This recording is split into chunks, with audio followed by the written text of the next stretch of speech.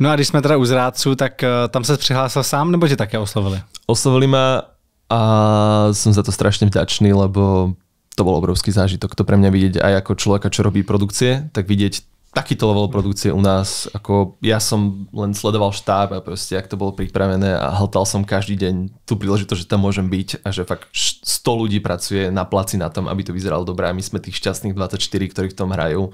A nevedel som sa dočkať, keď to budím v telke. Ako úprimne toto aj pozerávam a baví ma to a proste je to super. A znal si ten koncept? Vedel si, do čoho jdeš? Nepozeral som to predtým, keď som dostal to zadanie, že do toho idem, tak som si nakúkal Nový Zéland a UK a zhltol som to celé na šupu, proste, jak ma bavil ten formát. Takže je to super. No a chtěl jsi tam nějak víc taktizovat? Jak Martin ti tady předtím trochu vyčítal, že si nešel do Survivora vyhrát, tak tady jestli si se rozhodl, že tak tohle vyjde? Tu som išiel s taktikou, proste budem čitateľný, budem verný.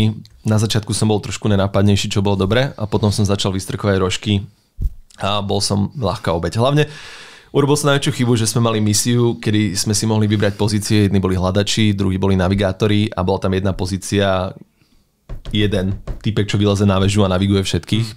A ja som si vedel, bude to cool v telke, budem ma dobre vidieť, zahrám si tam, budem mať väčší screen time, ale na základe toho som bol jediný, nikto nemohol získať štít a na základe toho, spoiler, ale už to asi není novinka, ma zabila Nicole, lebo vedela, že som jediný, kto to 100% nemá. Takže to bolo nešťastné rozhodnutie, blbá taktika z mojej strany, že som si hovoril, že bude to lepšie v telke.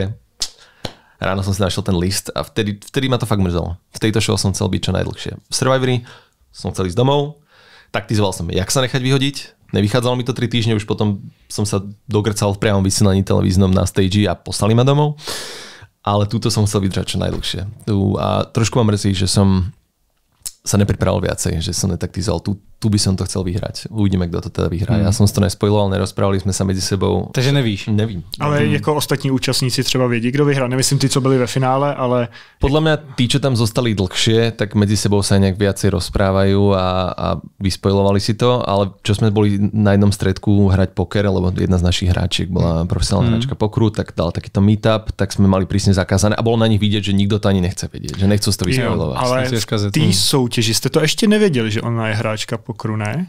Ona to tam tajila, no. Ona to tam tajila. Letuška. No, a si z toho robila prdel na Instagrame takým tým náborovým videom.